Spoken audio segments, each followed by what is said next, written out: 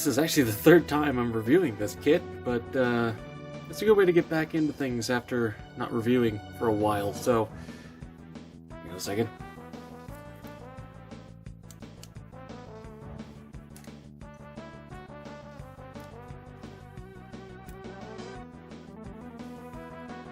There we go. Now we can begin.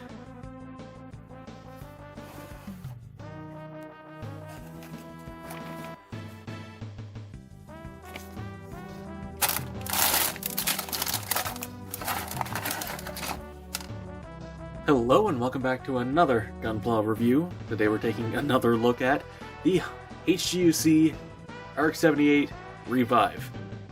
And starting off the review, as always, with the articulation. Head is on a barbell, not the furthest range, but it can fully rotate at least. The shoulder is on an upwards hinge, and then a ball joint, as well as another hinge in the shoulder itself, so you can pull off the final shooting pose. There is a bicep rotation, which is fairly tight, a double jointed elbow for a full bend, and the hands, as always, are on a ball joint. There is an ab crunch, though not much of one. And then the waist itself is on a ball joint, so you get a little bit more wiggle there. Front skirts are ball jointed. You do have to separate them, but it is possible at least. Side skirts are on the usual polycap, so you can rotate them front to back. Hips are on the side to side rocking joint, as well as a universal joint for the hip itself, so back to where the static back skirt stops it. Nice high kick, just over 45 degrees at the side, but that's because of the side skirt, and of course a full 360 thigh swivel. You get a double jointed knee for a full bend.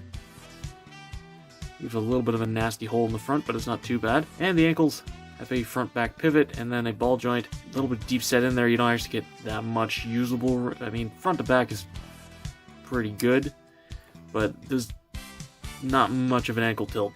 So overall, the articulation's pretty much perfect. All they could have really added was slightly better ankle tilt. And so, moving on to accessories, let's start off, as always, with sticker sheet and by extension, color correction. You do get a sticker for the eye, so the eyepiece itself is in translucent plastic, which is what they give you these for. You put them in behind if you wanted to have it lighting up, I guess. From what I've seen of the effect, it doesn't work that well, but you know. This is for the crotch here, so it's not even slightly the same red, so I mean, it's not hard to paint that yellow anyway. These are for the head cameras, front and back. There's no actual color correction aside from that. Aside from that little crotch V, everything is fully color correct. Mind you, the RX is a pretty simple color scheme anyway, but this maintains itself as a solid kit in that regard. Now getting into the actual accessories, let's start off with the hands. You do get two open hands, something I wish they would do more of. You get two holding hands, and a dedicated trigger finger, which is currently on the iconic beam rifle, which is color separated. That's the yellow piece. Movable scope, sensor, whatever you want to call that, and movable second handle, which can actually be held by those holding hands. Moving on, we have the slightly worse for wear Hyper Bazooka, which also has a moving handle, though it's the primary one to get it up over the shoulder.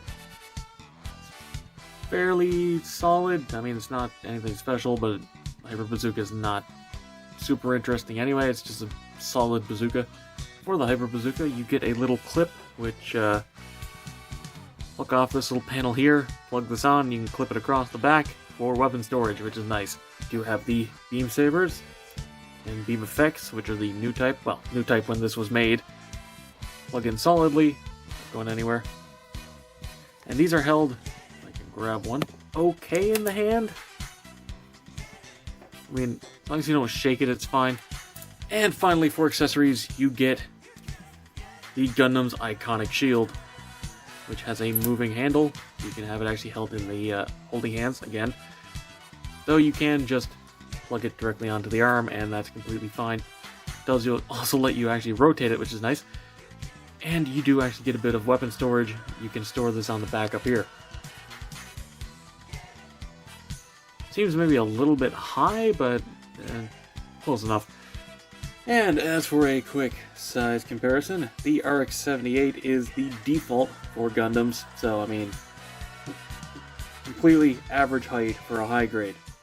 So, to wrap this review up, the Gundam Revive is still a really solid kit. It might not quite be as good of an entry-level thing as the entry grade, but it still holds its own. I can still highly recommend picking this up. And that's all for this video. Thank you very much for watching. Be sure to let me know what you think down in the comments below. Subscribe and hit the bell to be alerted for future reviews. Come chill in the Discord. Follow me on Twitter, if that's even still around. And consider supporting me on Patreon so I can keep bringing you videos like this.